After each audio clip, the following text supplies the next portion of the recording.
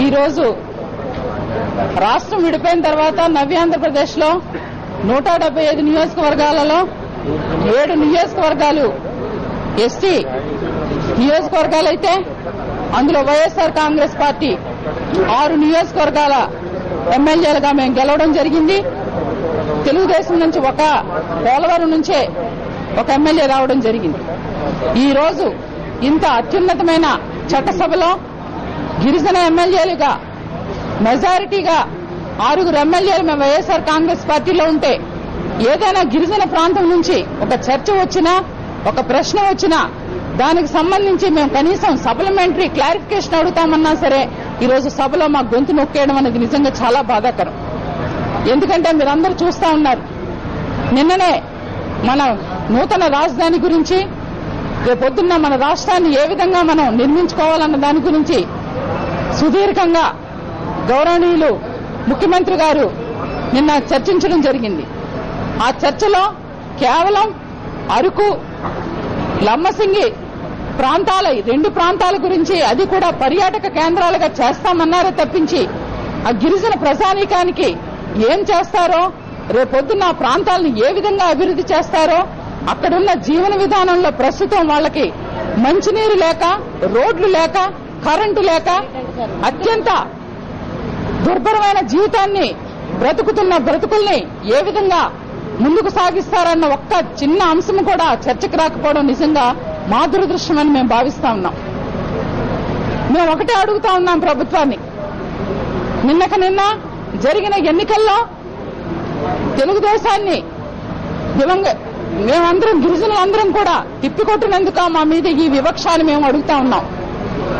ఇప్పటికైనా గుర్తిరిగి గిరిజన ప్రాంతాలని ఈ రోజు ఇంతమంది ఎమ్మెల్యేలు ఉన్నామంటే ఒక్కొక్క నియోజకవర్గానికి 2 లక్షల నుంచి 3 లక్షల ప్రజానీకానికి మేము సమాధానం చెప్పాల్సి ఉంది.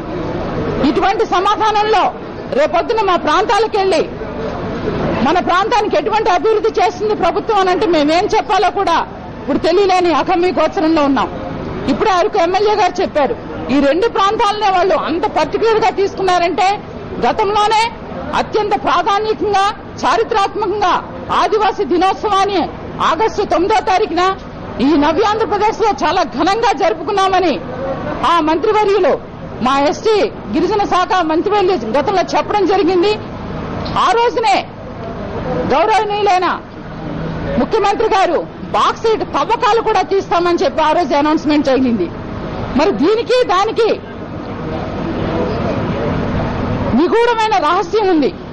ఇప్పటికీ కూడా అసెంబ్లీలో మేము రోజు అడుగుతూనే ఉన్నాం, ఈ బాక్సైట్ గురించి ఇంతకీ ఎటువంటి చర్చ పెడుతున్నారు?